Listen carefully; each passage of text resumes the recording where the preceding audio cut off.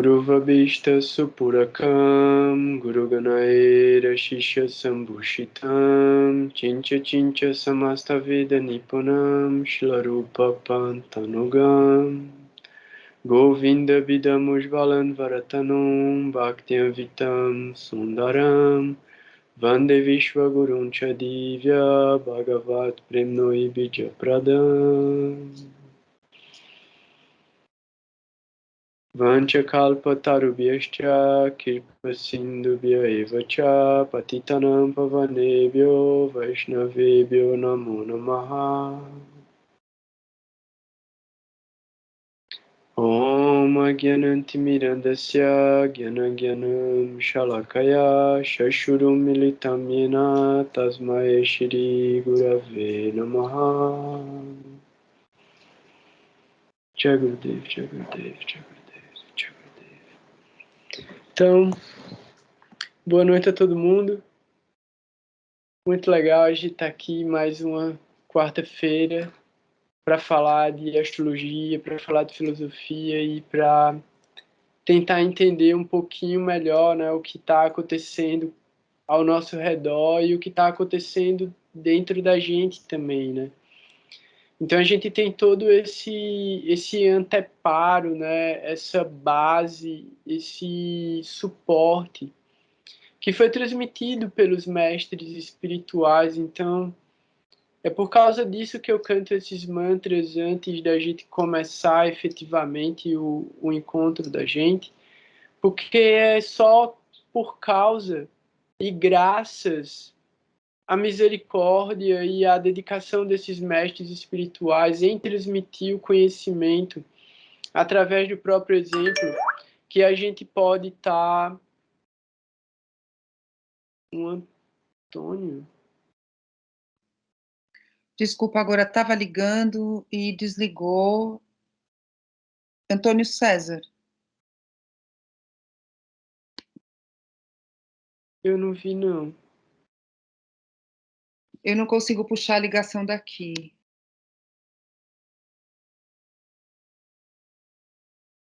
Tudo bem, ele consegue já entrar.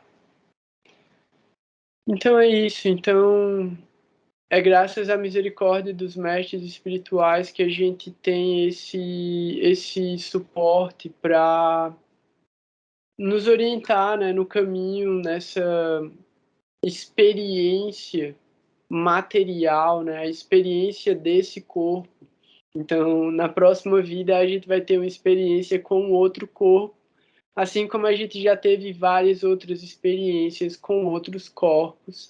E é exatamente a experiência com os outros corpos que gerou esse corpo material que a gente está ocupando agora.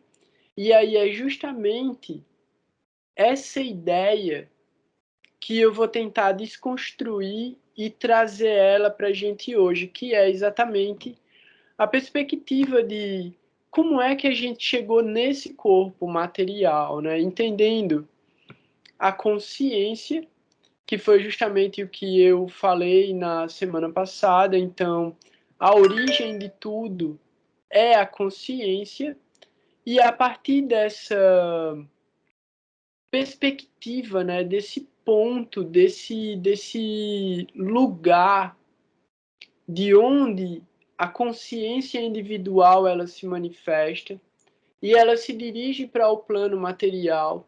E aí no plano material ela vai ser encoberta pela ilusão, que é tanto uma ilusão de individualidade, que é a ilusão de egoísmo, e é essa ilusão de egoísmo que gera a expansão e o acúmulo de karma. Por quê? Porque a gente decide se apropriar da energia material.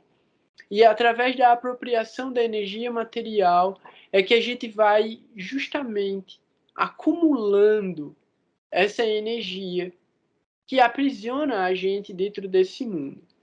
E como é que isso acontece? Isso acontece mecanicamente, de uma maneira matemática. Então, como eu estava explicando na semana passada, essa ideia da energia do universo é uma energia que é uma constante Então ela é constante, porque ela tem uma quantidade, mas ela é dinâmica, porque ela é mutável. Ela se transforma o tempo todo. Então o que acontece dentro desse processo é que, a partir do momento em que a alma ela entra dentro do plano material e ela se apropria da matéria para a própria existência, ela vai acumulando cada vez mais essa energia gravitacional. Então a energia vai acumulando cada vez mais, a partir da perspectiva do átomo, ela vai acumulando cada vez mais elétrons.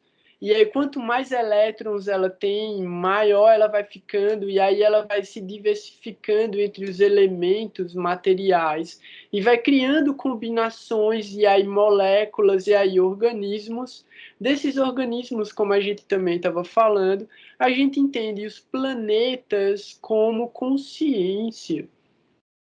Então, a gravidade que existe no centro de um planeta, no centro de uma estrela, para que ela se forme, é uma consciência, é uma pessoa, é uma personalidade. E aí, como também já foi explicado, não é um ser humano, mas é uma personalidade, é uma alma.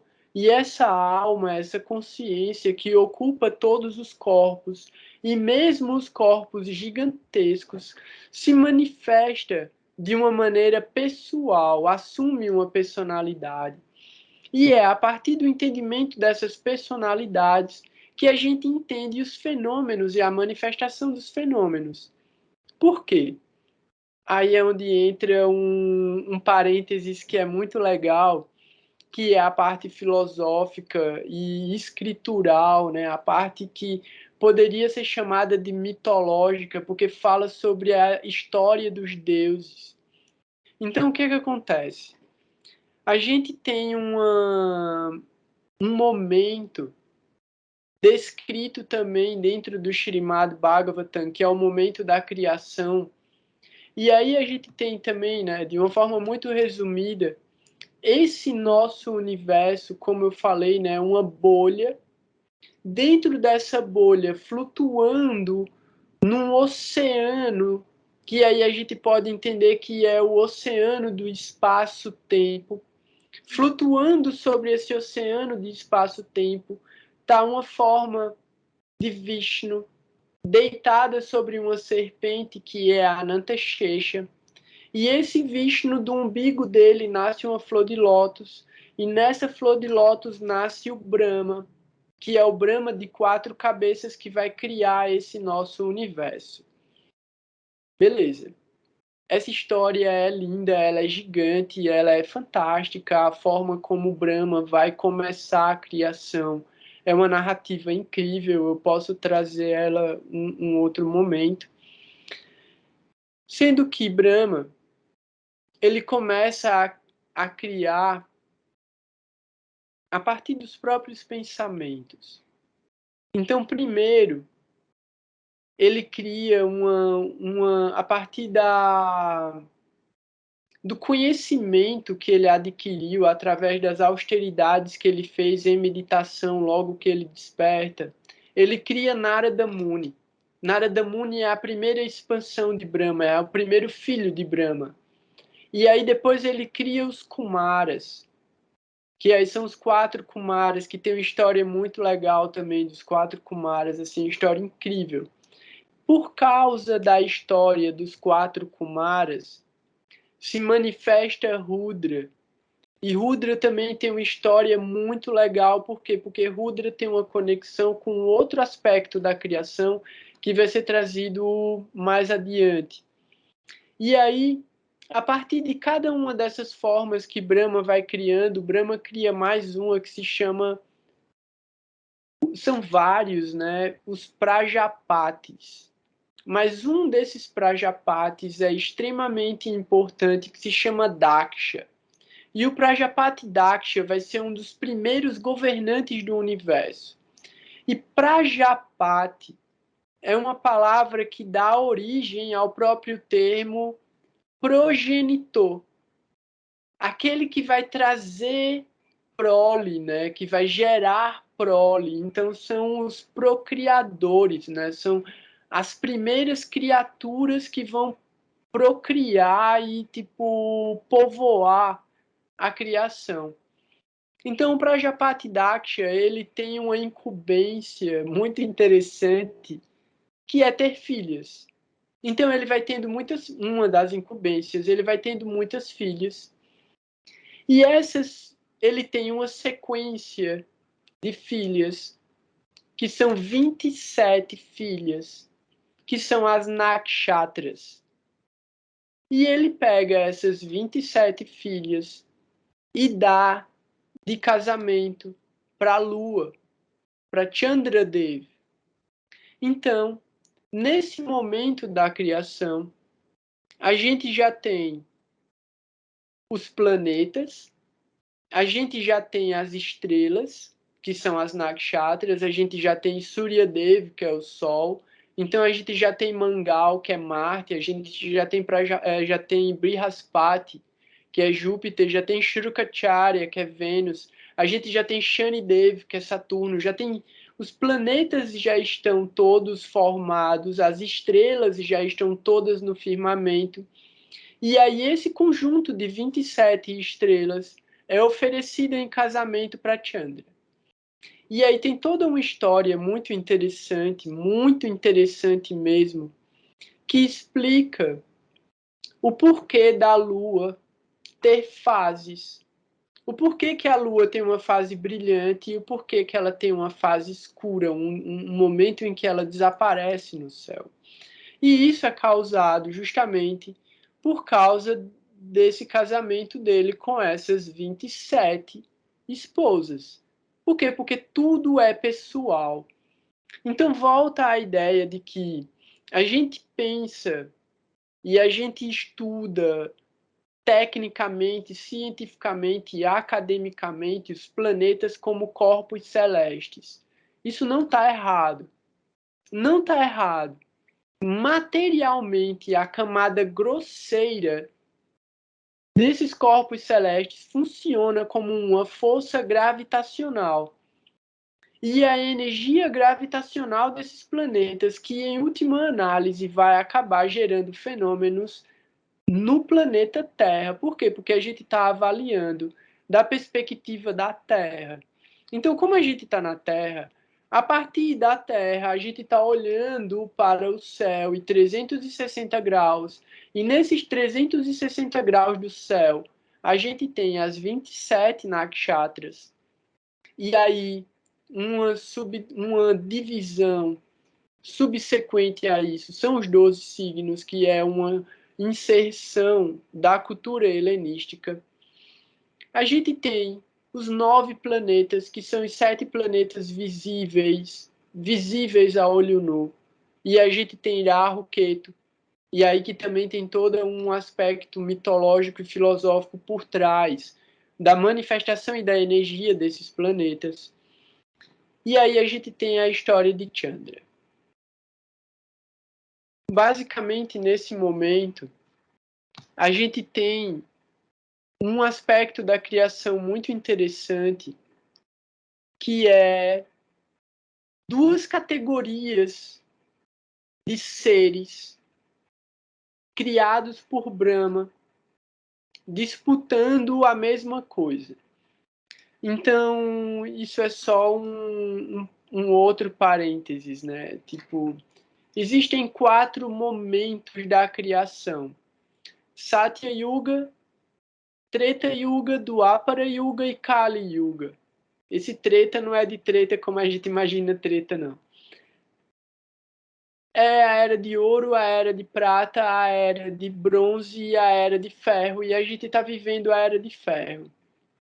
Então é dito que na Satya Yuga, os seres divinos, as consciências divinas e as consciências demoníacas viviam em universos diferentes. Na Treta Yuga, eles já viviam no mesmo universo. Na Dwapara Yuga, eles viviam no mesmo planeta.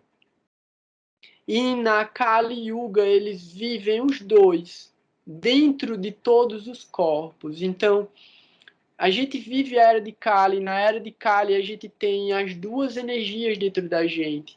A energia transcendental, a energia divina, e a energia que é chamada de energia demoníaca, porque é uma energia materialista, é uma energia de exploração, é uma energia egoísta. Então, a grande diferença entre os seres divinos e esses outros seres que são chamados de asuras. Então, são os asuras, que são os demoníacos, e os devas, que são os deuses. A diferença, entre tantas, é que os devas estão fazendo serviço de manutenção para Deus, para Vishnu. E os asuras estão fazendo tudo para si mesmos. Então essa é a diferença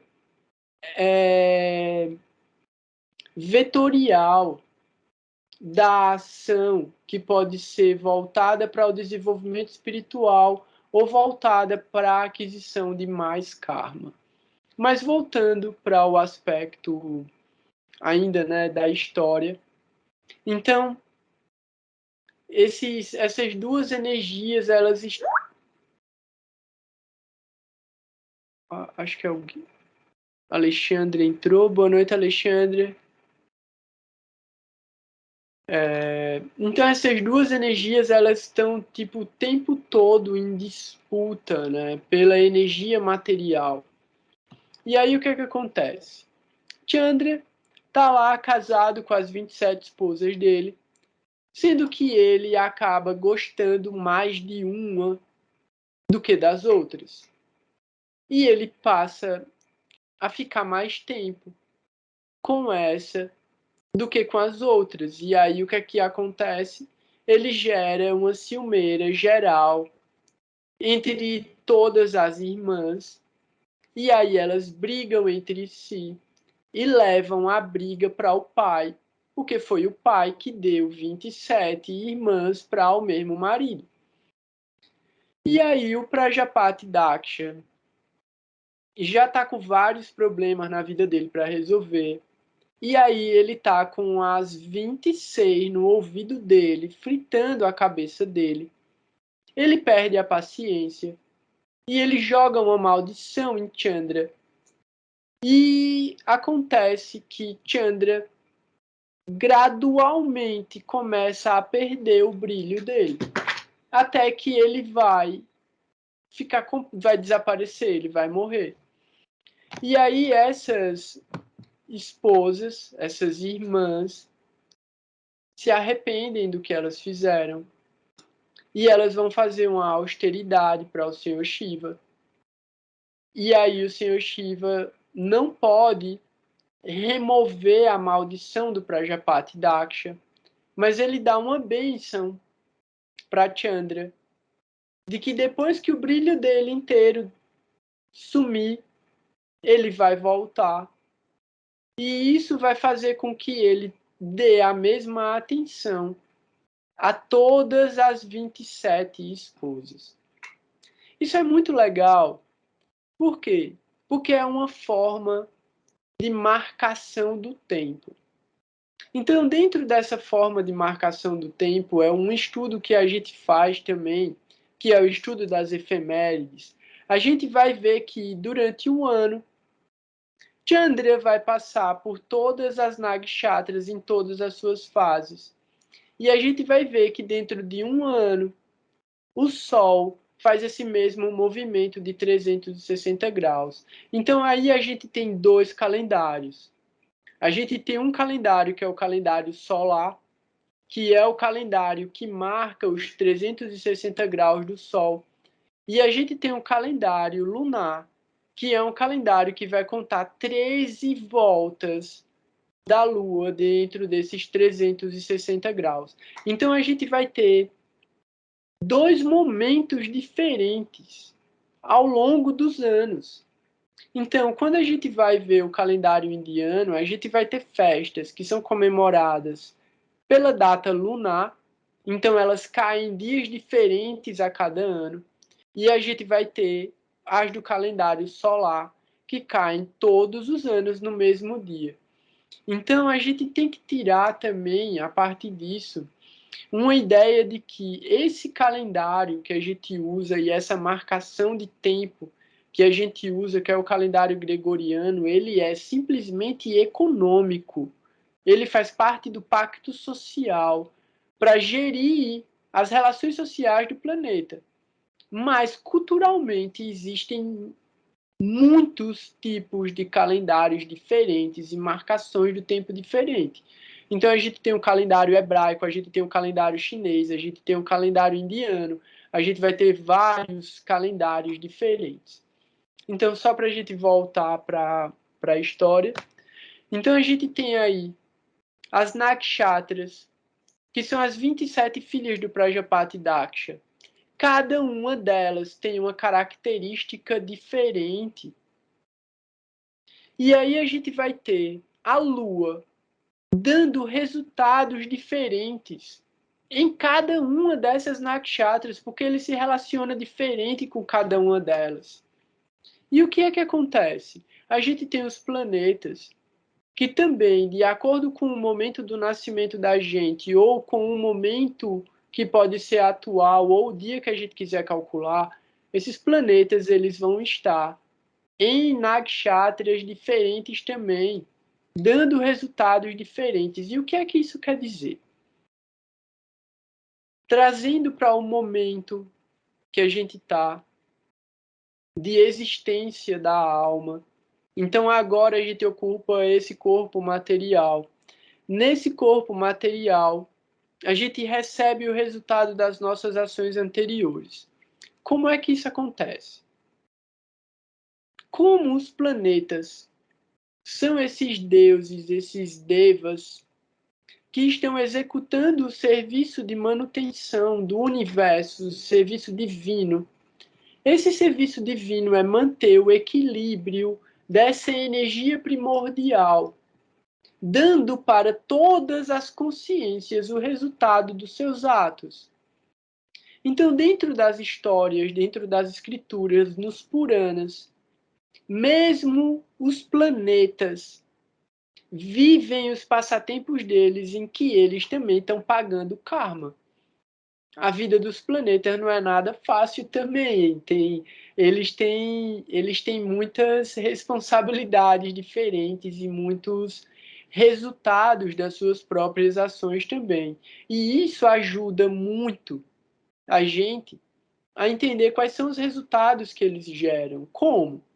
Porque quando a gente entende que o planeta é uma personalidade e que o planeta age de uma determinada forma, essa forma que o planeta age manifesta no mapa natal da gente e nos mapas divisionais de acordo com a posição que ele ocupa. Então a gente vai ter a relação entre as características do planeta, do signo, da nakshatra e da casa. A gente vai chegar em todos esses pontos ainda, tipo, vindo do começo, né? Então, o que acontece? Como administradores das energias cósmicas e pelas próprias características que esses planetas carregam, eles são os mensageiros, eles são os guardadores, né? Eles são os portadores das nossas energias individuais. De que forma? Cada tipo de atividade que a gente desenvolve, atua, né? Que a gente atua, cada uma dessas ações gera um karma positivo ou negativo com cada um dos planetas, de acordo com a forma como isso acontece. Então, uma atividade geralmente voltada para o desenvolvimento do conhecimento, da espiritualidade, vai estar relacionada com Júpiter. Algo relacionado com o prazer, com o amor, com o afeto e com a devoção, relacionado com Vênus. A paixão, a força, a coragem, a determinação com Marte. A inteligência, o diálogo, as habilidades com Mercúrio. Então, cada planeta, ele é a própria manifestação pessoal de um tipo de energia que atua sobre a gente. Por quê? Porque a gente atua de acordo com os modos da natureza material. Então, a energia da matéria, Shakti Devi, ela se manifesta através dos gunas, que é a bondade, a paixão e a ignorância. E essas energias, elas também se manifestam através dos planetas, dos signos e das nakshatras, por causa da personalidade de cada uma delas. Então, quando a gente olha para o mapa natal da gente, a gente é a combinação de todas essas energias combinadas, associadas. E como é que isso acontece? É aí onde entra todo esse banco de dados que a gente tem acesso através das escrituras, que descreve essas características. E é aí onde é bastante interessante quando a gente pensa, né? Como isso está catalogado? Qual é o processo? Como isso foi desenvolvido, né? Qual é a metodologia que foi utilizada para alcançar esse conhecimento? Se a gente parte da história que é contada para a gente do tempo da humanidade, isso não faz sentido nenhum. Por quê?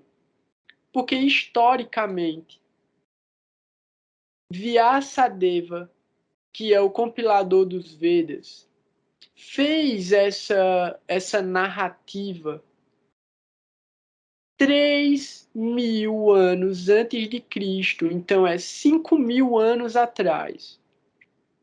Parashara é o pai dele. E é Parashara que faz a configuração, explica a configuração original do conhecimento dos Jyotish, que é a astrologia védica. Então, antes de Vyasadeva, antes de 5.000 anos atrás, Parashara já entregava esse código pronto, que ele foi interpretado ao longo do tempo, sendo desenvolvido e aprofundado. Por quê?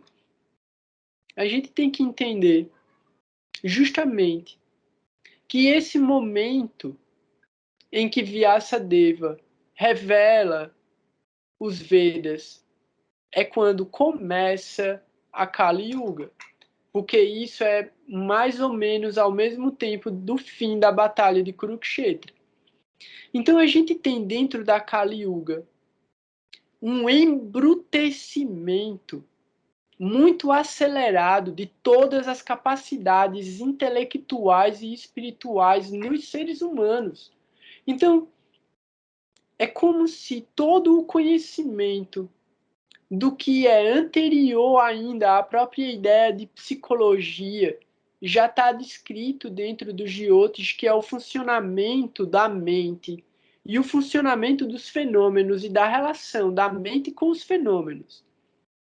Só que isso foi ficando cada vez mais complexo por causa da forma diversificada e dos resultados dos nossos pensamentos, sentimentos, desejos e ações ao longo desses últimos 5.000 anos. Então, a gente tem todo uma profundidade escritural a respeito dessa manifestação kármica ao longo desse tempo.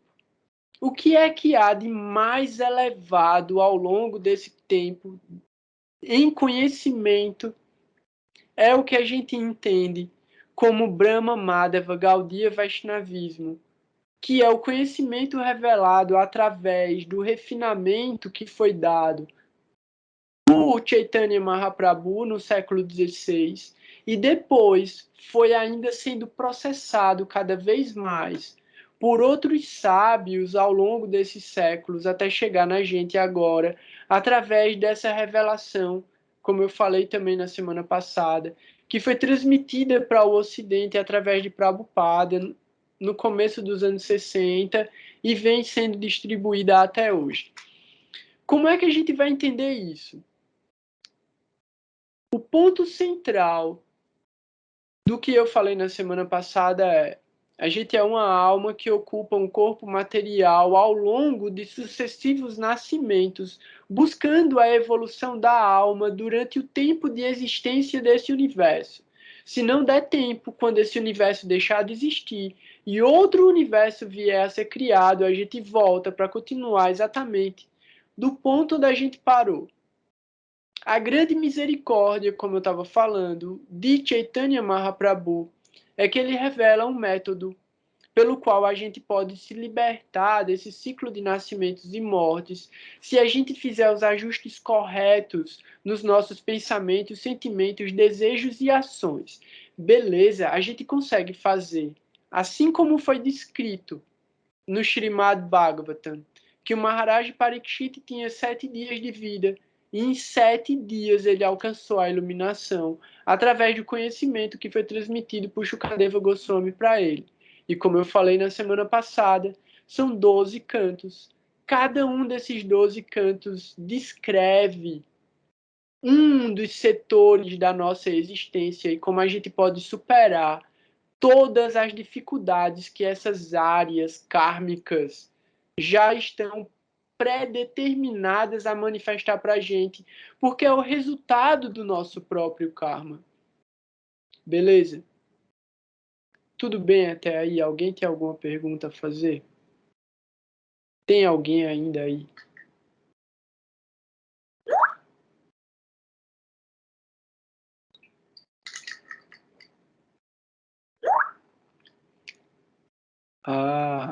Um PDF do Srimad Bhagavatam. Então, existe um PDF do Srimad Bhagavatam. Na realidade, não é um PDF.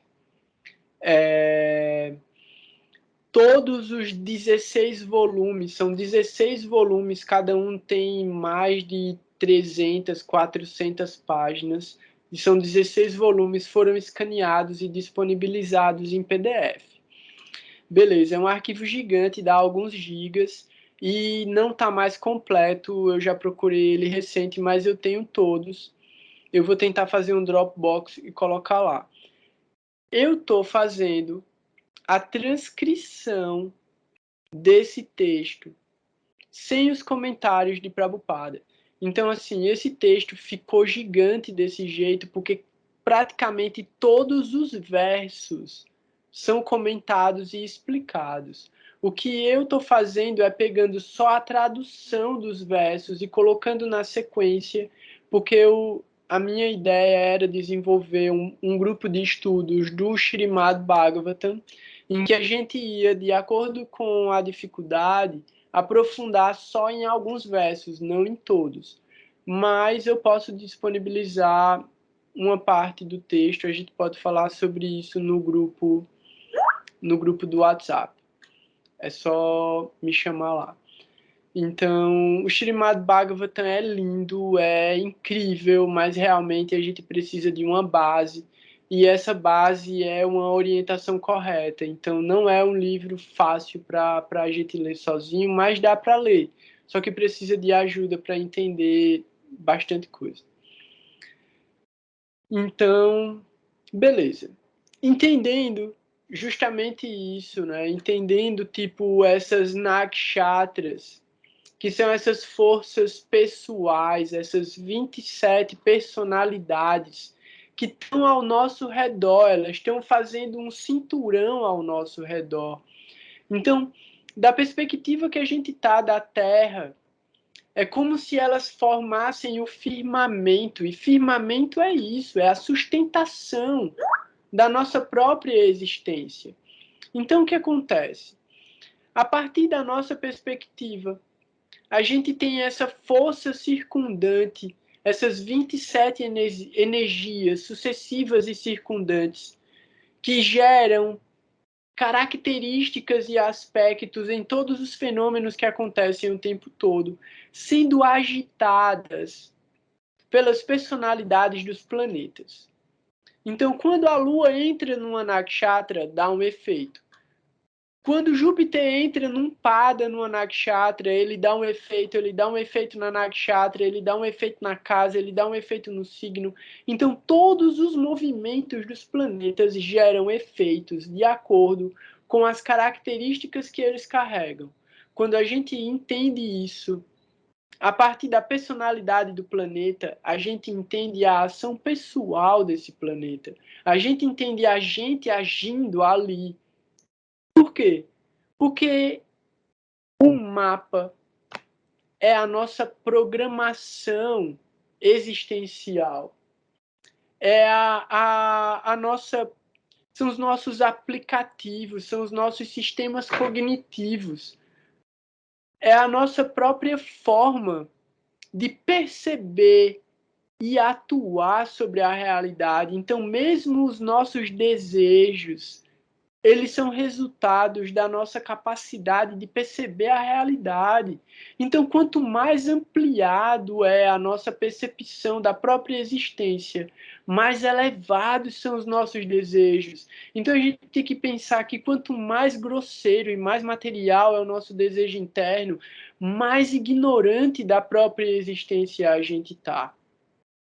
Essa é a perspectiva do estudo que a gente faz. Essa é a forma que a gente tem de entender que todos os planetas eles são benéficos. Por quê? Porque eles só estão dando para a gente o que a gente deu para eles. Então a gente tem que agradecer pela lição que eles estão dando para a gente. Porque é a partir disso que a gente vai conseguir se desprender dessas camadas grosseiras de ignorância.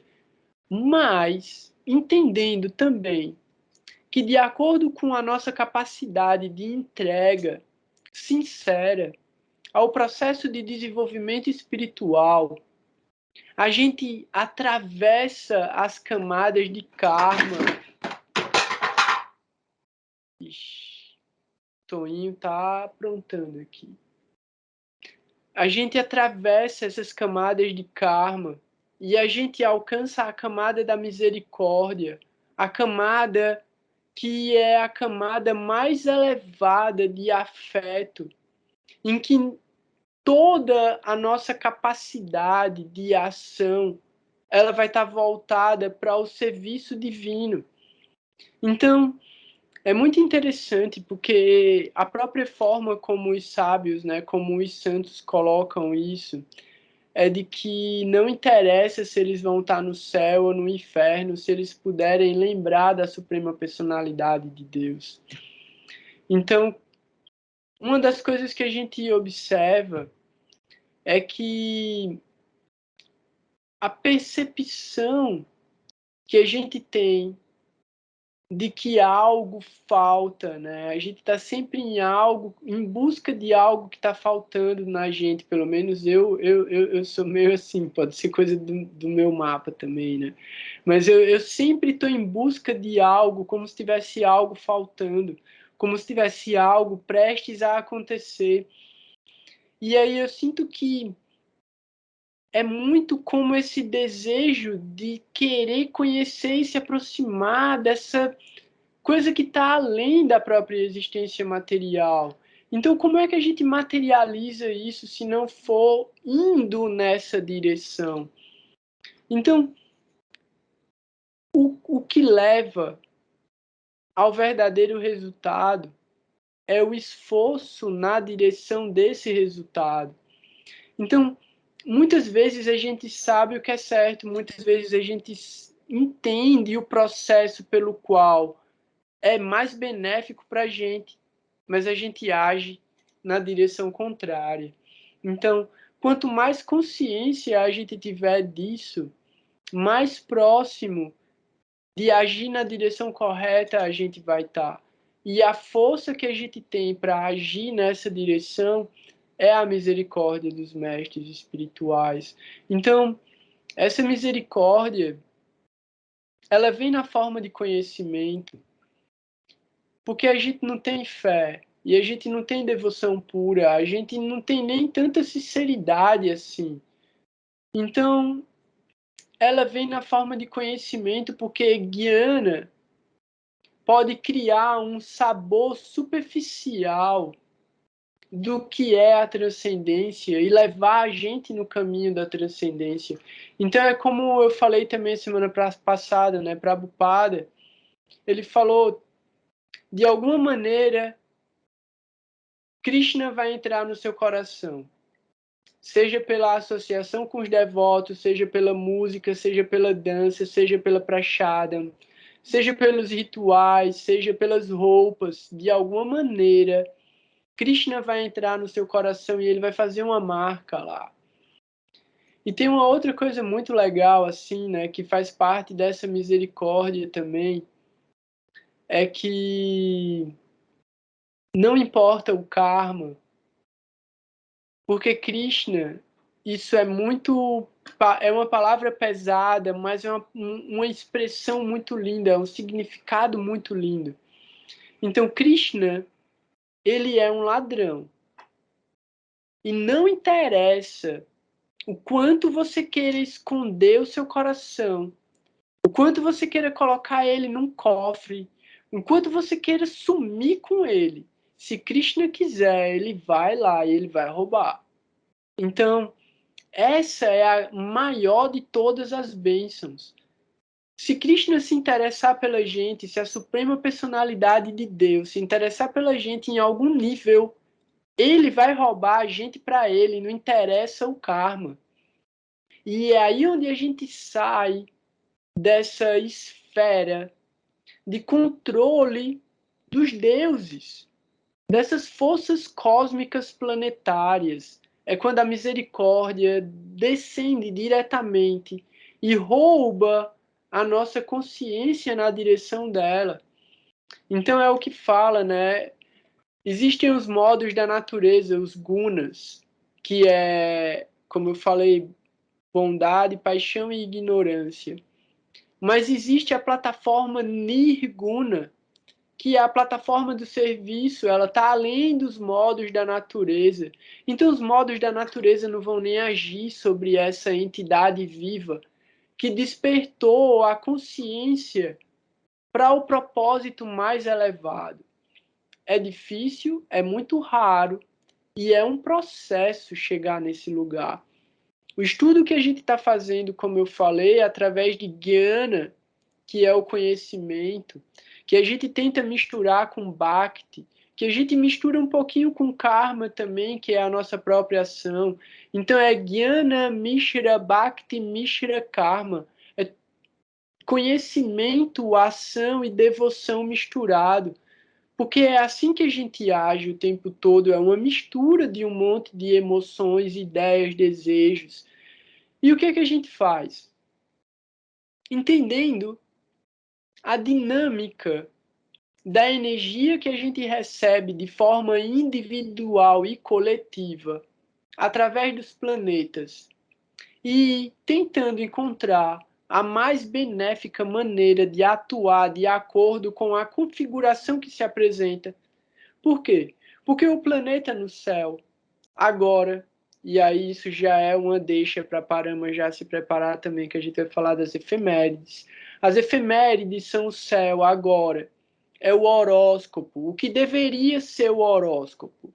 O horóscopo tem que ser algo pessoal, porque a efeméride é genérica.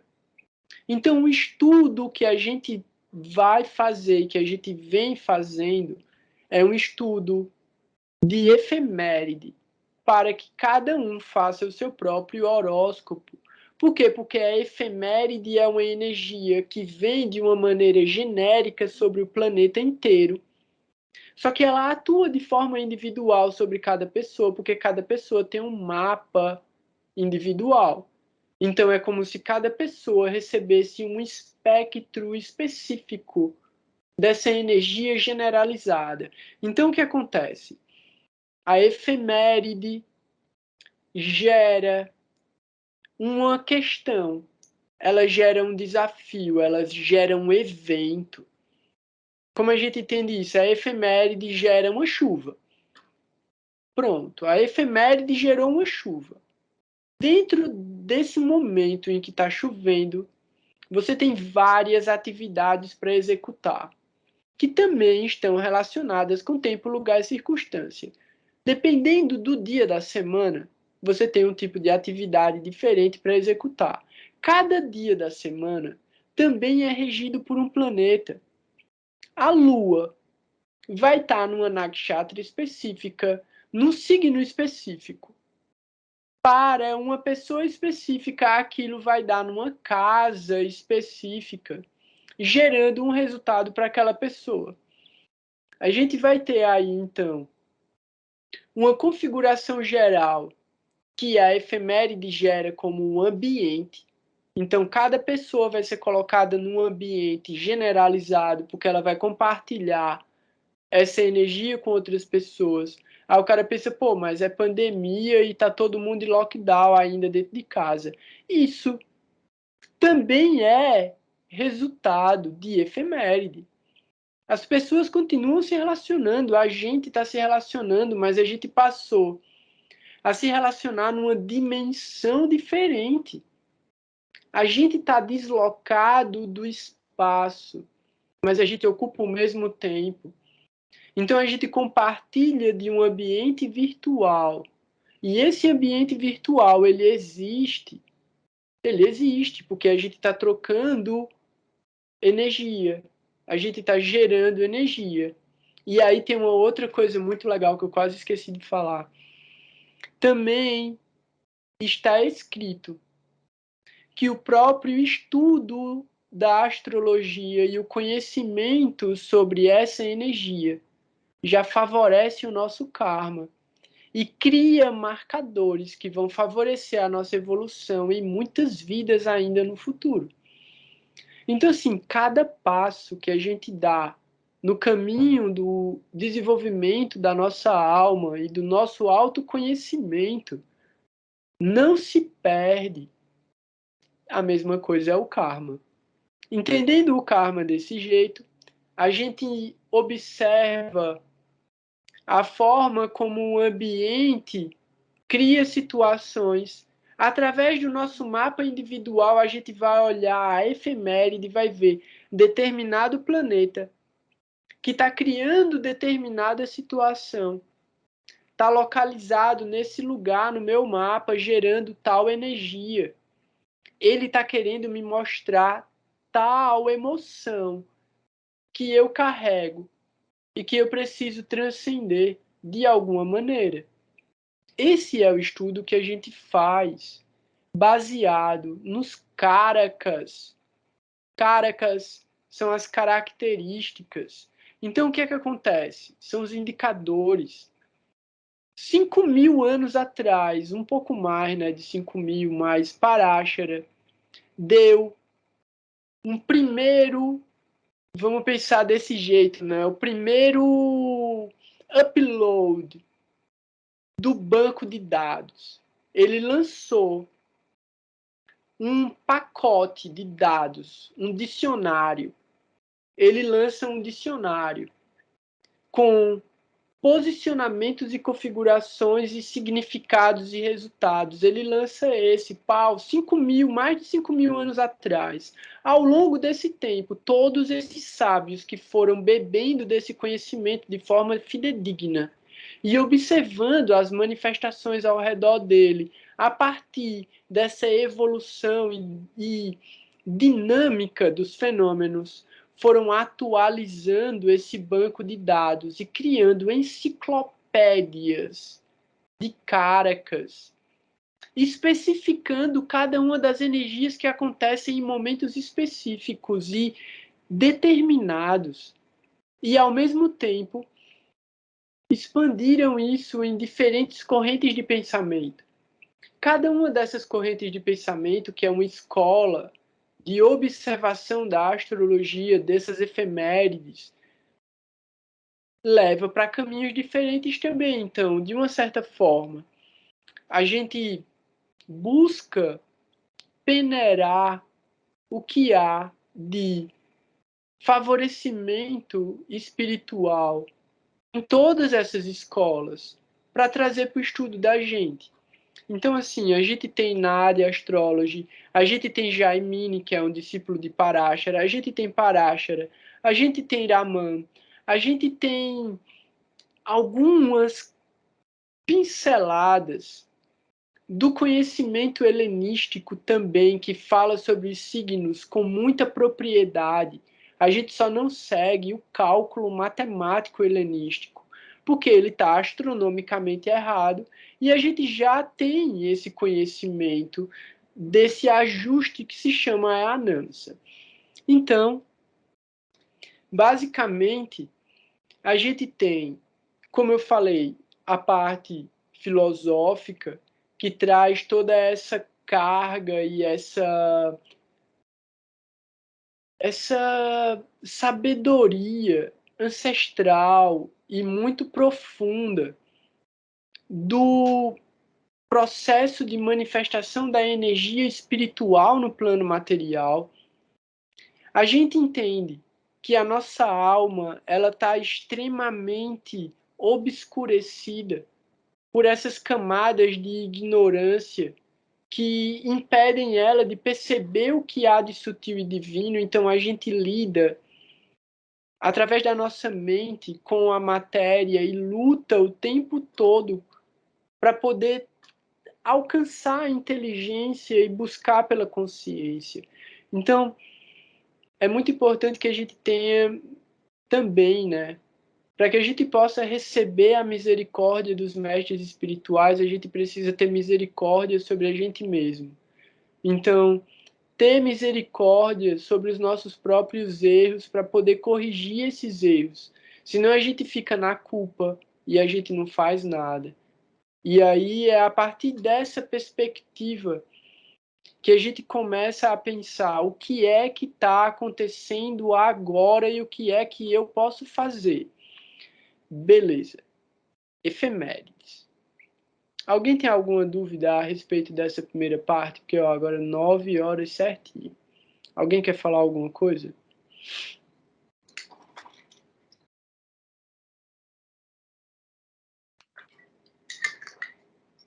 Caramba. Então, É isso? efemérides. Efemérides, como eu expliquei, é o posicionamento dos planetas em relação às constelações de uma maneira astronômica. Então, é o universo visível. A gente pode olhar para o céu se a gente aprender astronomia, ou a gente pode verificar através de fontes fidedignas o real posicionamento dos planetas. E a partir disso, a gente tem aí o intervalo, que a gente pegou o intervalo de uma semana, porque semana que vem a gente volta a conversar e trazer novas mudanças e movimentos significativos. Como essa é a primeira efeméride efetiva do ano, né, que a gente não fez efeméride ainda esse ano, tem várias coisas legais e é muito circunstancial que seja essa a primeira efeméride do ano, porque é um marcador muito importante astronomicamente. Os hindus chamam de Makar Sankranti, que é a entrada do Sol em Capricórnio. A gente vai ter isso no dia 14 de janeiro. Então, no dia 14 de janeiro, o Sol entra em Capricórnio. E isso se chama Makar Sankranti. Naturalmente, pela base um pouco que a gente já tem de dignidade, isso não é bom para o Sol. Porque ele é inimigo de Saturno e ele está entrando numa casa que é inimiga para ele. Mas a simbologia desse marcador que é extremamente importante e é comemorado dentro de vários rituais védicos é que no movimento da Terra ao redor do Sol, que não é circular, é elíptico, então num determinado momento a Terra está mais perto e num determinado momento a Terra está mais longe do Sol. Makar Sankranti é a marcação do exato momento que passa a maior distância entre o Sol e a Terra. Então, depois de um longo tempo em que o Sol está se distanciando da Terra, ele vem para se aproximar de novo. Então, é o renascimento do Sol, é o retorno do Sol. Então, esse é o verdadeiro marcador, que aí é antigo, né, dos povos antigos, dessa passagem de ano. É um grande marcador temporal. Paramos? Eu tenho uma dúvida em relação a isso. Isso vale para o hemisfério norte, porque aqui para a gente, a partir do dia 21 de dezembro, o que acontece é o distanciamento do Sol, é isso? Então, não é o distanciamento porque é a mudança do eixo da Terra. Então a gente tem que lembrar que a Terra ela faz vários movimentos também. Então o que acontece é que da precessão dos equinócios, o eixo da Terra muda. Então um lado vai estar mais iluminado e o outro menos iluminado. Então o lado menos iluminado é inverno, durante tipo esse período de inverno. O lado mais iluminado é o lado do verão. Então, o hemisfério norte agora é isso? O hemisfério sul agora, né? Que está A gente verão. verão, hemisfério norte e inverno, é isso. Exatamente. Mas a distância entre o Sol e a Terra é esse outro marcador, tá ligado? Então, não essa é a diferença. Então, o solstício e o equinócio já, tipo, passou agora, isso que tu falou, né? O que a gente tá vendo agora, que é o Makar Chankrantī, é a da distância entre o Sol e a Terra. Obrigada. Então, é mais outra coisa. Por quê? Porque os solstícios e os equinócios também são marcadores temporais para vários calendários europeus. As festividades na Europa eram marcadas pelos solstícios e equinócios. Já, como eu falei, na Índia e na cultura babilônica e em outras culturas, esses marcadores eram a partir ou do posicionamento do Sol ou do posicionamento da Lua, né? Então são ciclos diferentes. Valeu. Então a gente tem esse Makar Chankrantī acontecendo no dia 14, que é a entrada do Sol em Capricórnio.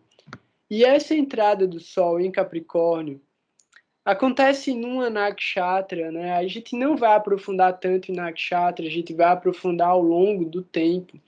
Mas só para a gente entender qual é um pouco a energia genérica que esse Sol já está carregando, porque ele já está nessa nakshatra. Então a gente vai aprofundar isso também falando sobre padas depois. Cada nakshatra tem 4 padas. Não necessariamente esses 4 padas estão dentro do mesmo signo, que é o caso de Uttarashada. Então, Uttarashada tem o primeiro pada dentro de Sagitário e os outros 3 padas dentro de Capricórnio. Agora, o Sol está no primeiro pada de Uttarashada. E isso gera uma coisa bem interessante. Deixa eu ver. É isso. Que é o seguinte. Existem vários yogas, né? Yogas são fenômenos que geram exaltações. Esse pada onde o Sol está agora, ele gera um Yoga Vargotama, que é uma posição no mesmo signo, no Navamsha e no mapa natal. Então isso é um Rashi Yoga Vargotama. Então o Sol está no último pada do signo de Sagitário e no Navamsha ele também está no signo de Sagitário. Isso gera uma posição de exaltação para ele, traz uma energia mais espiritual para esse Sol. E essa energia mais espiritual desse Sol carrega como característica de Uttarashada, e aí a gente vai ter isso como vários carakas diferentes, mas o próprio nome, que é o último invencível, é a característica daquele que triunfa, aquele que alcança, aquele que, de uma determinada maneira, ele está voltado para alcançar e vencer aquilo que ele se propõe. Nesse caso, principalmente, se for voltado para o lado espiritual, porque justamente dentro do Kala Purusha, e isso é uma coisa que a gente ainda vai falar mais ao longo do tempo, Kala Purusha é a divisão dos signos a partir desse corpo divino. A partir do Kala Purusha, Sagitário é a 9ª casa, que é a 3ª casa do Trikona de Dharma, que fala sobre essas práticas espirituais, a espiritualidade e o conhecimento transcendental, fala sobre os mestres, as peregrinações. Então, a gente tem dentro do ambiente de Sagitário uma energia de fogo, de uma guerra espiritual, porque Sagitário também é conhecido como guerreiro espiritual. Então, como a gente está atuando com essa nossa energia do nosso Atma, da nossa consciência, do nosso fogo interno, voltado para uma busca do conhecimento transcendental e de uma prática espiritual. Então, essa passagem agora do Sol para Capricórnio, dentro da mesma Nakshatra, que é o Uttarashada, que fala sobre a vitória. E aí tem mais um detalhe, que Krishna mudou essa parada, mas dentro de Capricórnio, os últimos padas de Uttarashada são Abhijit. E Abhijit é a estrela da bênção suprema. O que acontece? Capricórnio é o mais concreto de todos os signos. Então quer dizer que se a gente tiver voltado, e aí não interessa se é para o lado material ou para o lado espiritual. Por quê? Porque vai se tornar concreto. Então, se a gente entende a casa 9 como a casa de prática como uma constância, como aquilo que você faz repetidamente, isso vai gerar um resultado. Esse resultado é um karma, pode ser bom, pode ser ruim, é a casa 10. Então, essa casa 10, que é a casa concreta, da máxima concretude, né, pelo Kala Purusha, Capricórnio, e aí Saturno está em Capricórnio.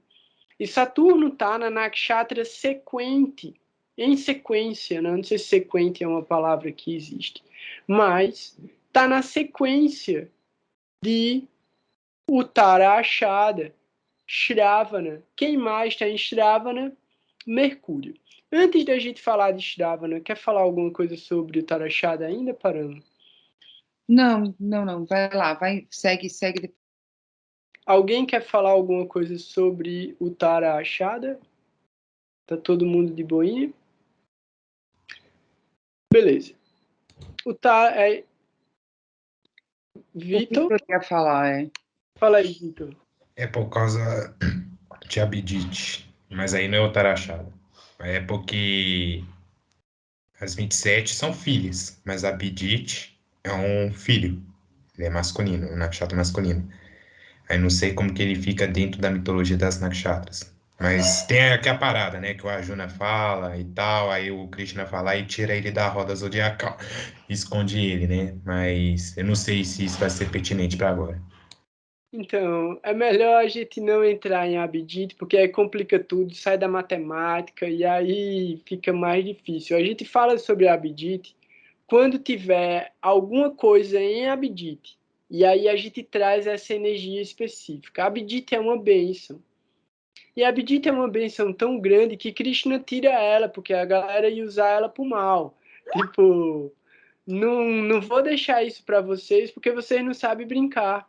Então, Krishna tira essa grande potência Abhijit de dentro desses gerenciadores do karma, né, das forças cósmicas. Mas a gente... Abhijit fica em Uttarashada e Shravana. É isso. vai de 6h40 a 13, ou 11 alguma coisa, desculpa, 11 alguma coisa de Capricórnio. Enfim. Dá quase. Quase. E é interessante porque o Sol vai estar em Uttarashada, Mercúrio está em Shravana e Saturno também. Então, tá todo mundo ali pertinho do Abhijit, justamente. Então.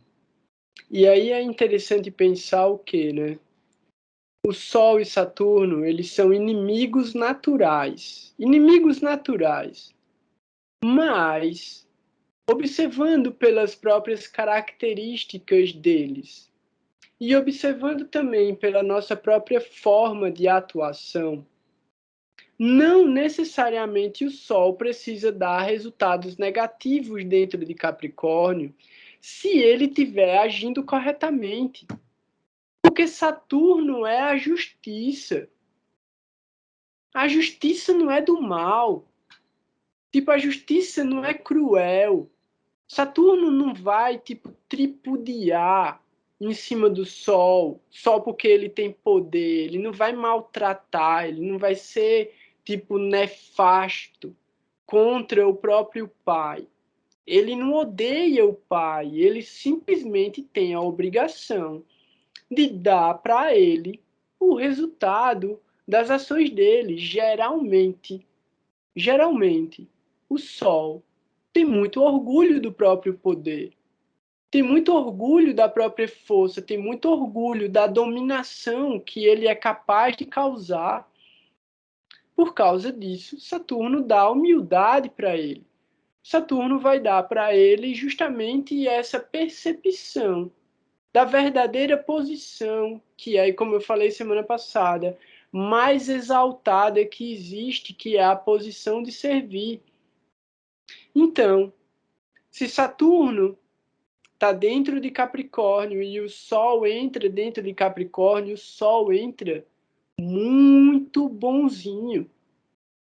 Por quê? Porque qualquer movimento estranho ou equivocado que ele tente fazer, ele vai tomar na cabeça e não interessa se ele está em Uttarashada e é a estrela da vitória. Porque quem manda dentro de Capricórnio é Saturno.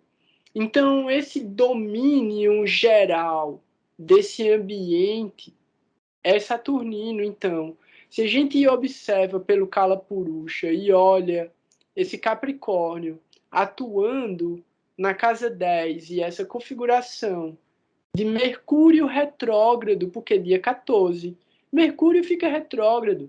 Na hora que o Sol entra em Capricórnio, Mercúrio já fica logo retrógrado. Ele faz, velho, ó, não é comigo, eu já vou mudar minha energia para cá, já vou olhar para trás e já vou corrigir o que é que eu tiver feito. Por quê? Porque ele vai ficar mais poderoso, ele olha para o Sol. Mercúrio retrógrado, ele volta o olhar dele para o Sol.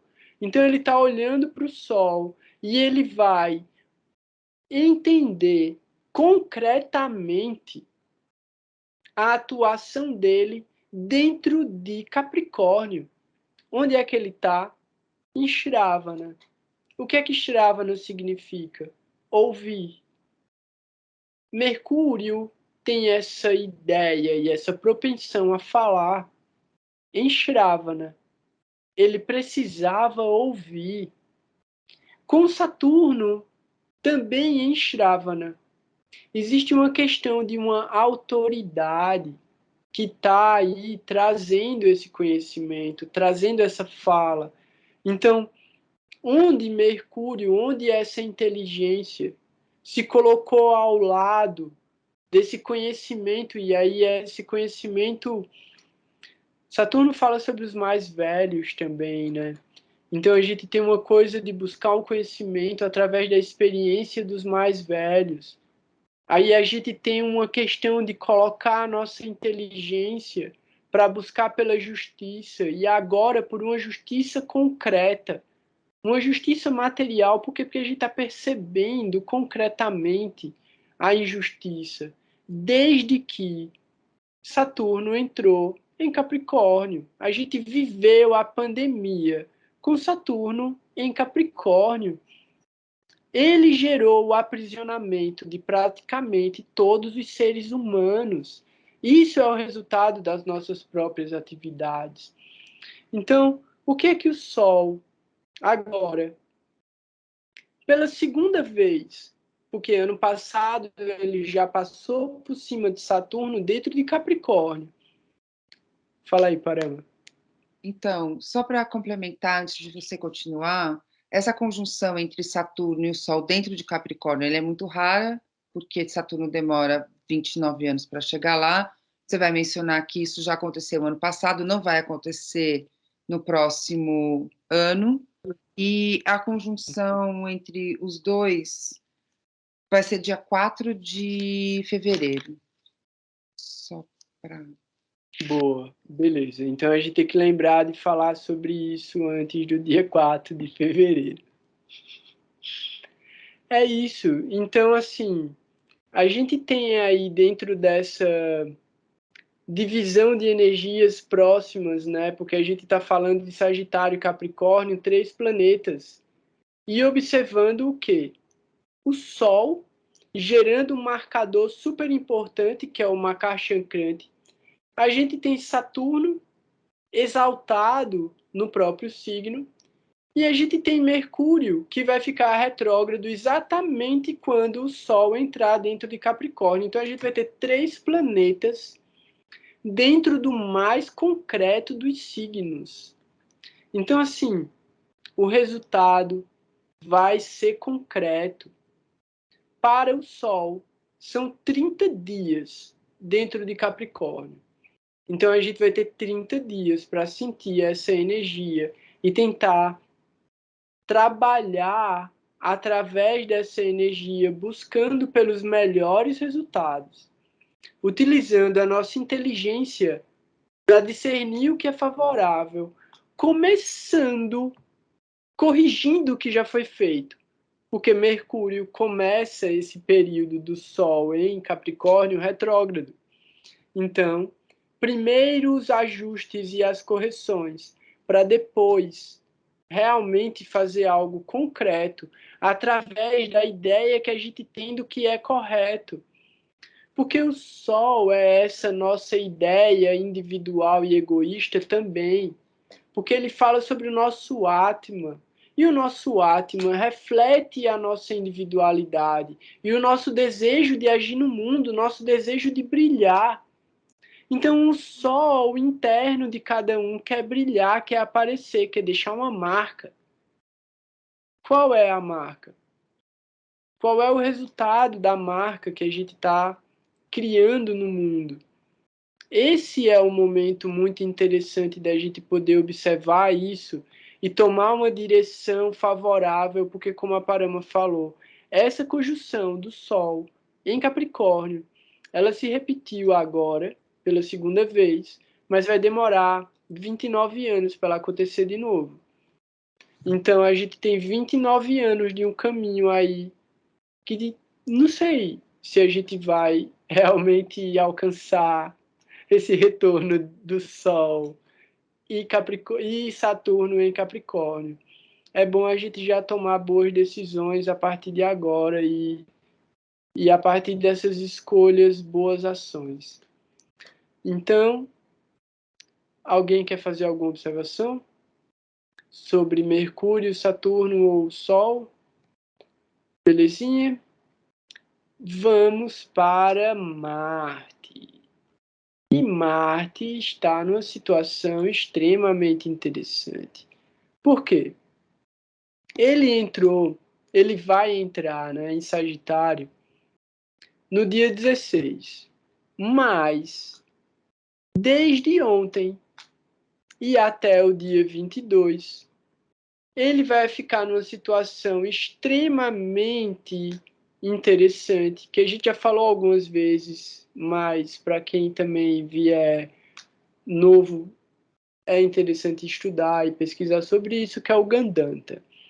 Vários autores vão trazer concepções diferentes sobre o Gandanta, trazendo graus diferentes ou mesmo interpretações diferentes sobre os efeitos do Gandanta. A gente considera Oi, caiu?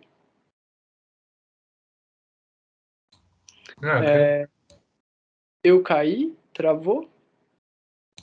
Acho que foi aqui, Gora. Tá tudo bem? Tá ok. Acho que da Parama caiu. Beleza. Então, a gente entende e a gente avalia o Gandanta a partir do último pada do signo de água e o primeiro pada do signo de fogo. Então, nesse caso, a gente tem o último pada de Diesta e o primeiro pada de Mula, como Gandanta. E Marte já está nesse último pada de Diesta.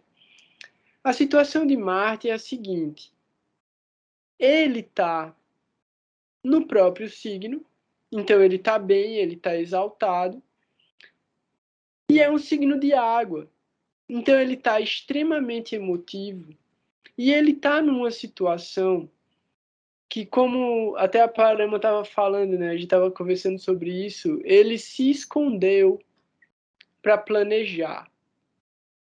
Então ele olhou para dentro de si mesmo, ele se aprofundou dentro da sua própria existência, ele se colocou numa situação de autoinvestigação profunda. E a partir disso, ele está tirando parâmetros e observando possibilidades. Por quê? Porque a gente já falou sobre isso também, mas desde Vishaka e Anuradha, escolhas foram sendo tomadas, porque caminhos foram aparecendo. Diesta já é o resultado dessa escolha, que está mandando para a manifestação da terceira escala de evolução da alma dentro dos 12 signos. Então a gente tem a primeira, que vai de Áries a Câncer. A gente tem a segunda, que vai de Leão a Escorpião. E a gente tem a terceira, que vai de Sagitário até Peixes. Essa terceira escala de evolução, que é onde Marte está entrando agora, é um ambiente que, pelo Kala Purusha, leva para a casa 9 e é a casa de espiritualidade. Então é um lugar de onde a gente sai do resultado das nossas próprias escolhas de relacionamento com a matéria, para buscar pelo desenvolvimento verdadeiro de espiritualidade, através do sacrifício dos nossos desejos egoístas.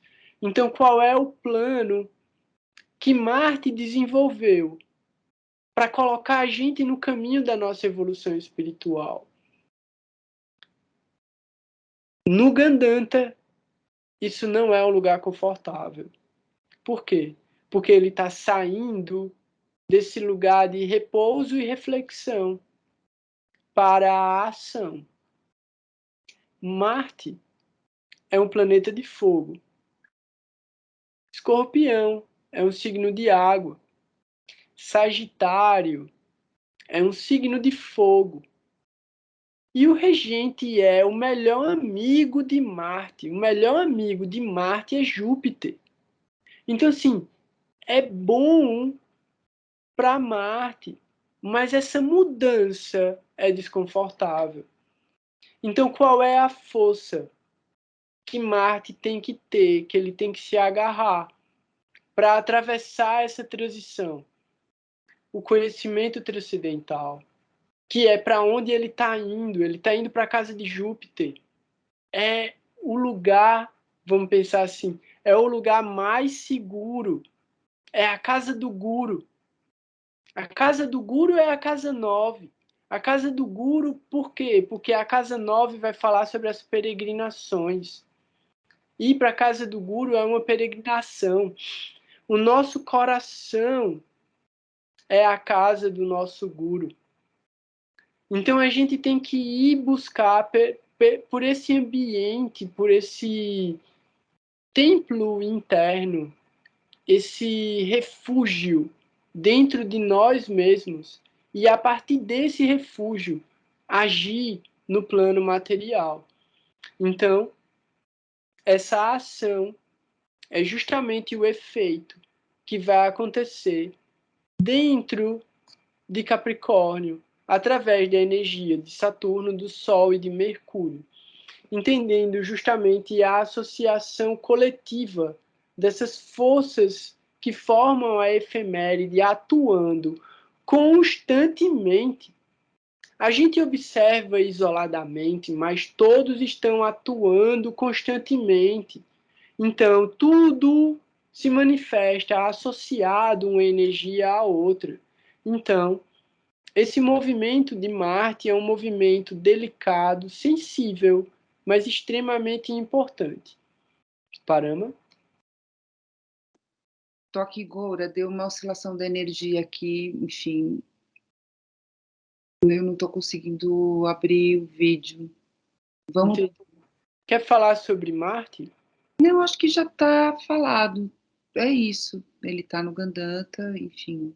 Acho que é essa informação mesmo. Beleza.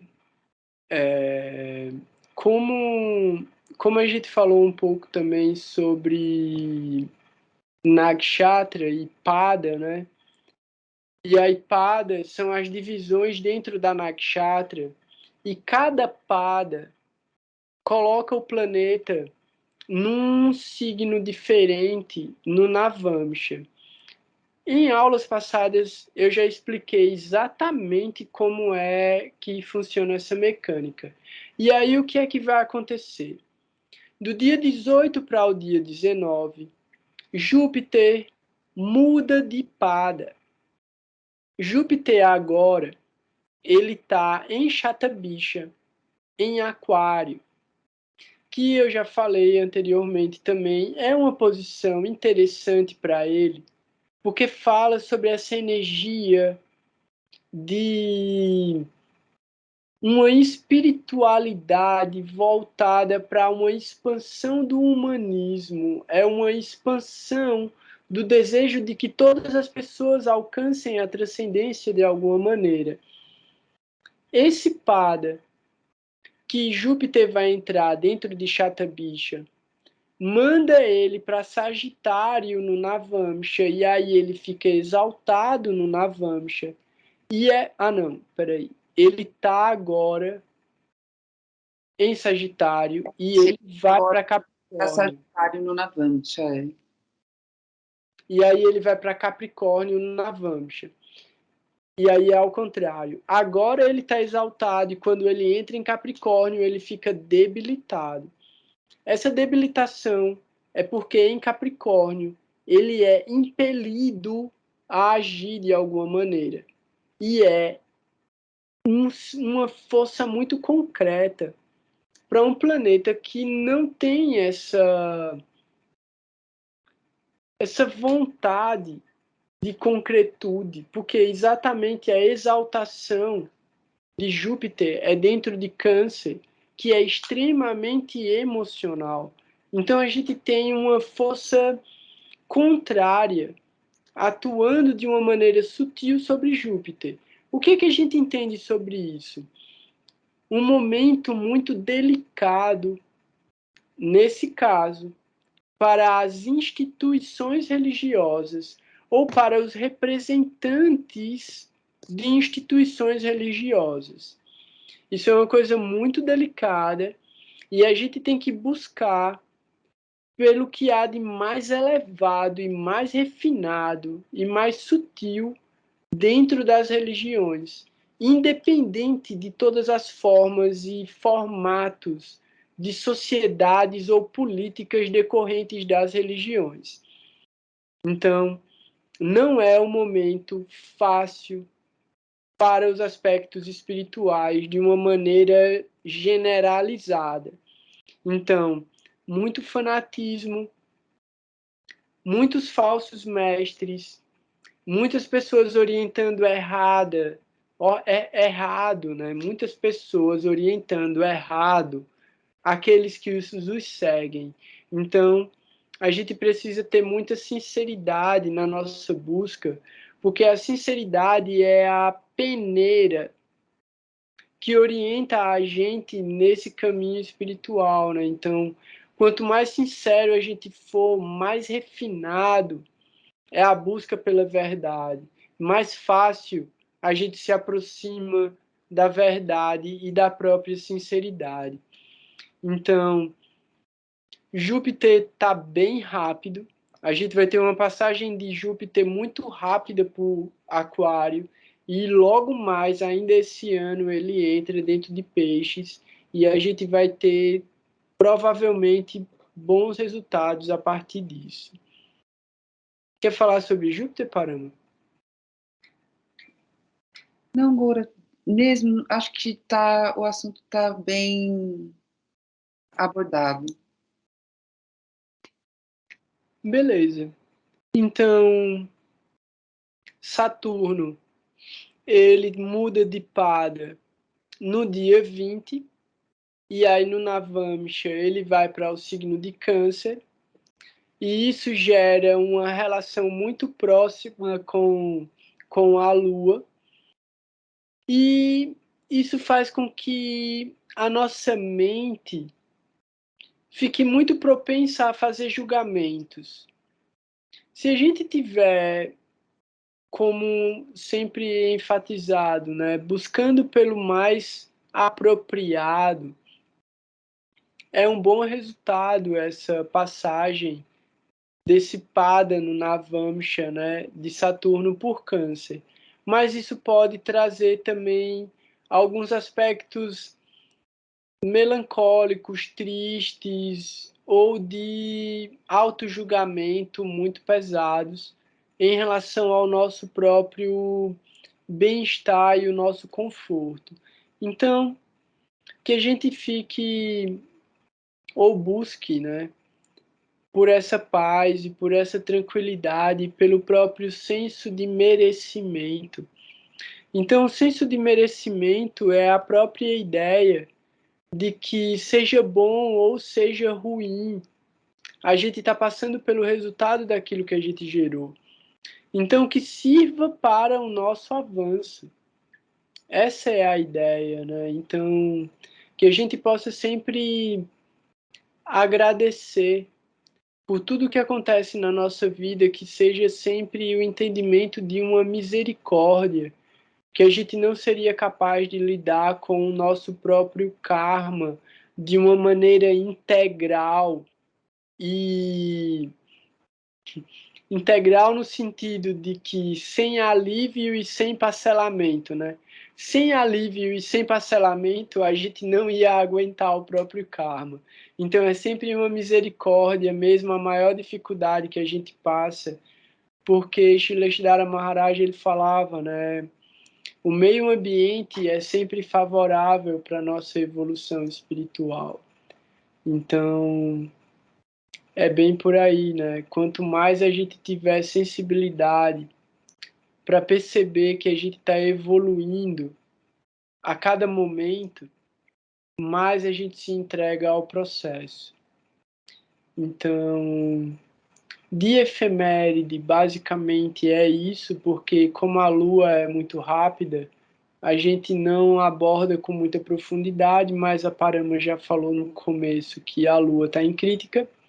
Então a gente tem uma força muito positiva de iluminar e purificar aquilo que a gente está buscando e que é aquilo que a gente está olhando, né? Aquilo onde a gente quer agir. Crítica é muito afiada, crítica tem uma capacidade aguçada de cortar e remover o que é desnecessário. Então, é bem por aí, né? A gente tentar afiar a nossa capacidade de autoobservação e ajuste aos poucos, para que a gente possa manter firmemente cada tomada de decisão favorável para a nossa evolução. Então, se alguém quiser fazer alguma pergunta, quiser fazer algum comentário sobre o que a gente falou hoje, sobre o que a gente falou sobre a semana passada, ou tiver alguma pergunta mesmo, agora é o momento adequado. Pode ligar o microfone, pode ligar a câmera. Agora. Oi? Alexandra? Boa noite. Boa noite, e aí, belezinha? Beleza. Eu queria saber sobre os TITs.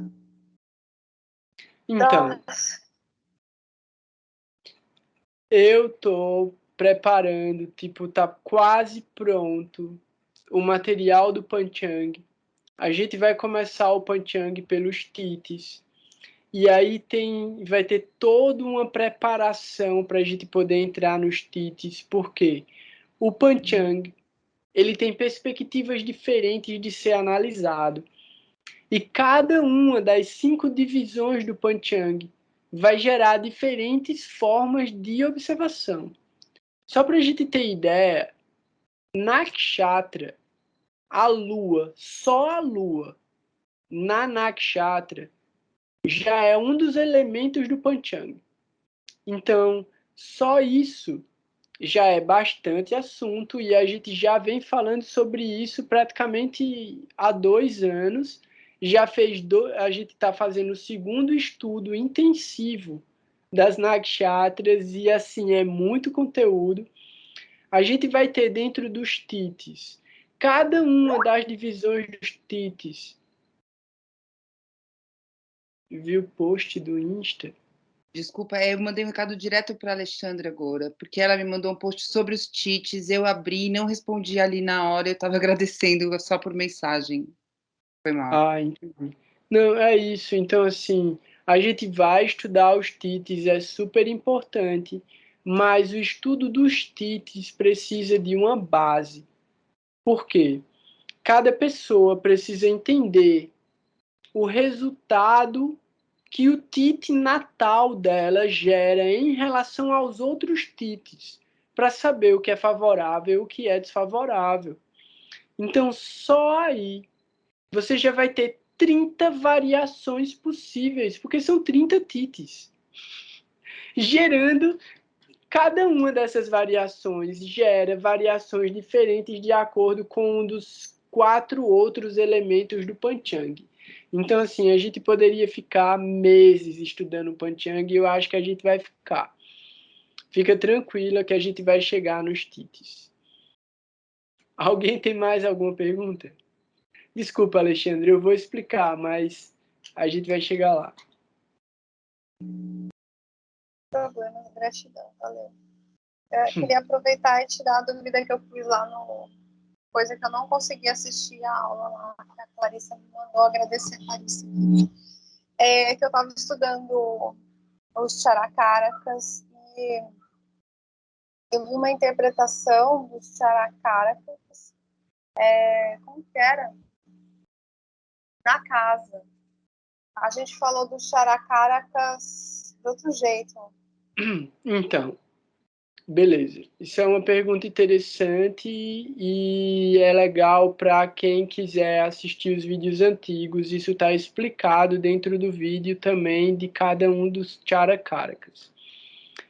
Charakaraka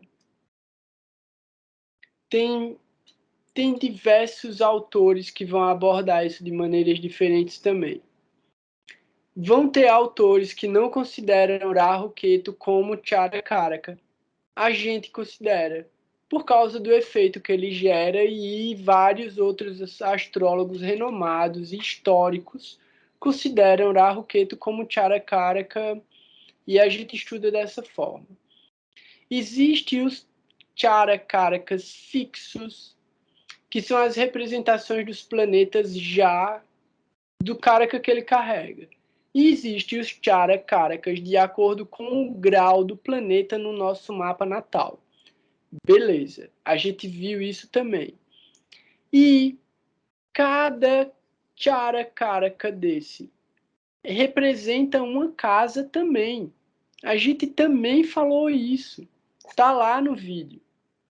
Então, Atma Karaka fala sobre a casa 1. O Amatya Karaka sobre a casa 2. O Bratri Karaka sobre a casa 3. uma tricáraca sobre a casa 4. Fala, Alexandre. Não era isso. Oi? A interpretação que eu assisti, que eu vi lá, eu tô tendo que parar para poder estudar isso que a gente viu lá já. Era assim, ó, o seu amate a caraca na casa, se estiver na casa, sei lá, 3, entendeu? Certo, beleza. Isso é uma técnica de interpretação. Aí a sua característica é assim, XYZ. É isso. Beleza, beleza. Lembra quando a gente viu o regente das casas nas casas? Sim, É a, eu lembrei disso. Ah, é a mesma coisa, né? é a mesma coisa, só que ao invés de você estar avaliando o regente da casa, você está avaliando o Chara Karaka. E em um dos exercícios que eu passei para vocês fazerem o ano passado era isso. Pegue o planeta na casa, olha qual é a casa que ele rege, olha a casa onde é que ele está, olha qual é o Chara Karaka dele, olha qual é o Mahadasha que você está. Então eu coloquei várias coisas para avaliar em cima do mapa natal.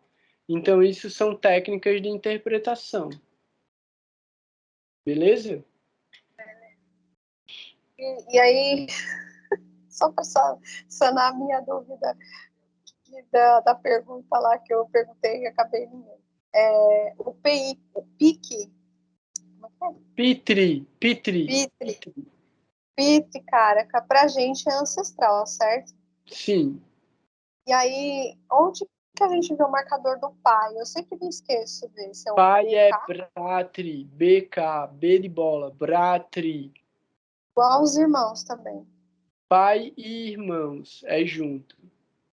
Beleza. Era só essa dúvida. Tá bom. Beleza. É isso? Alguém tem mais alguma dúvida? Quer fazer mais alguma pergunta? Fazer algum comentário? Quem é que ainda está aqui? Ainda está Ângela, Clarissa, Vitor. Tá todo mundo de boa? Tô de Então, boa. Na verdade, tem só uma questão, mas eu acho que eu meio que já sei a resposta. É isso. De qualquer forma, já que chamou para conversa, eu boto a questão também. Que eu vi, tem alguma galerinha aí discutindo e praticando uma coisa chamada KP Astrology, que parece que é Krishnamurti Padati. Só que segue umas coisas diferentes do que a gente estuda, né? Que aí esse daí considera que, tipo, na hora que pega para estudar isso, ele fala, olha, aprende a tradicional primeiro, para depois vir para cá. Só que muda algumas coisas assim radicalmente, como, por exemplo, como que muda a Pavacharita, qual é a Anusha que usa. Aí eu queria ver a confiabilidade disso. véi, assim, eu penso da seguinte maneira.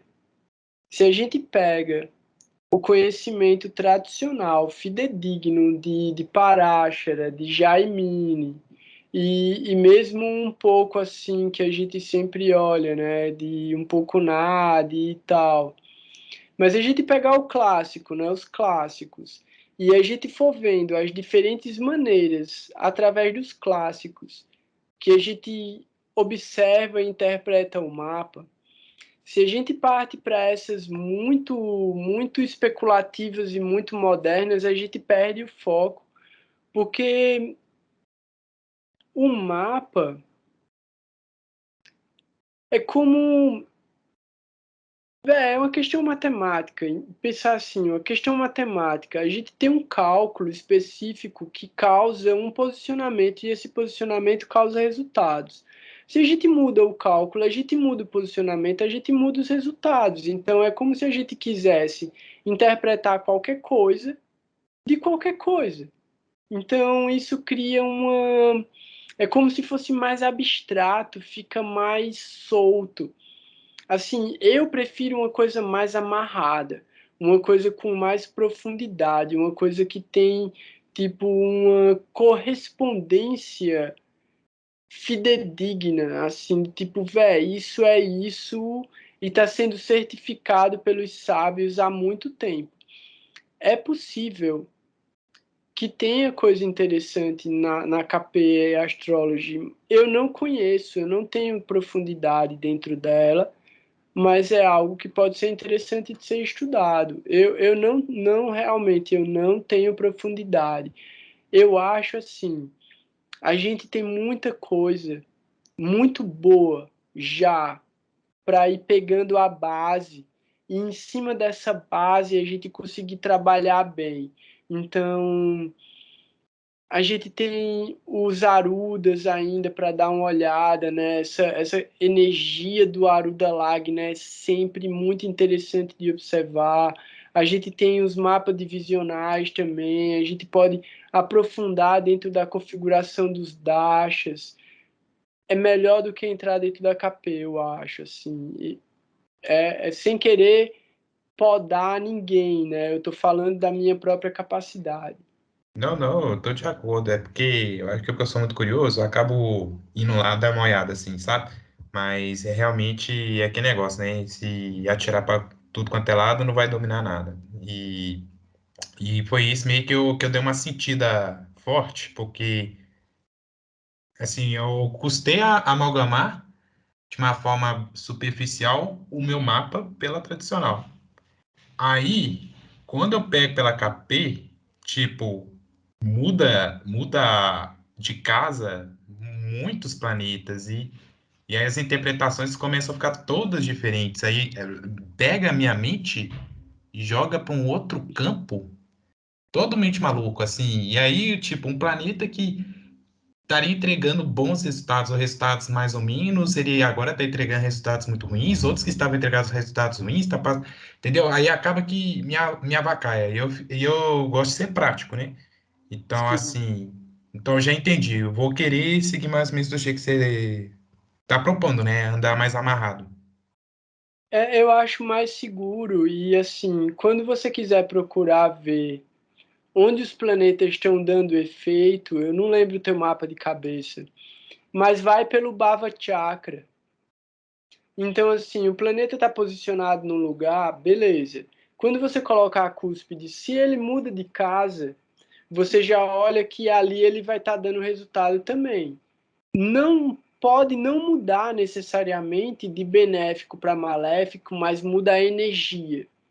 A energia de atuação daquele planeta, quando ele muda de casa pelo Bhava Chakra, fica bem interessante de observar também. Eu gosto muito de observar pelo Bhava Chakra. É uma técnica e é uma técnica interessante, assim. A gente vai dar uma aprofundada nisso também mais para frente, quando a gente estiver olhando para a Lua, estiver olhando para essas outras giradas de mapa de interpretação. Então, eu vou pegar o mantra que eu separei aqui para a gente ouvir. E aí eu quero só dar um spoilerzinho, que é o seguinte. Tem um cara que eu gosto bastante de estudar a partir dele, que se chama Vic Dikara. Vic Dikara é um astrólogo americano e ele é Hare Krishna também, ele é um Vaishnava. E nos anos 90, ele ainda mas nos anos 90 ele era muito atuante dentro do movimento hardcore. Ele é guitarrista e ele tocava em várias bandas de punk e hardcore. E ele tem, junto com esses devotos, algumas canções devocionais. E eu achei uma. Eu vou até compartilhar aqui o link para quem quiser depois ouvir. Ele tem uma gravação dessas canções e eu vou colocar um trechinho aqui para a gente ouvir, que é do Nishinra Pranam, que é essa oração pedindo proteção para que a forma divina de Deus, que é metade homem e metade leão, proteja a gente dentro do nosso caminho espiritual. Então, Eu quero agradecer mais uma vez a presença de todo mundo e o desejo que vocês têm de estudar e de continuar aqui junto, movimentando essa energia. Eu sei que é um sacrifício muito grande, praticamente 2 horas, ficar me ouvindo falar, fritando a cabeça de todo mundo, mas para mim é um serviço, é a forma que eu tenho de distribuir a misericórdia que eu recebi do meu mestre espiritual. Então eu agradeço de todo o coração a vocês e espero que a gente se veja muito em breve. Então, minhas reverências a todo mundo, um grande abraço, fiquem em paz, fiquem com Deus e espero encontrar vocês na semana que vem.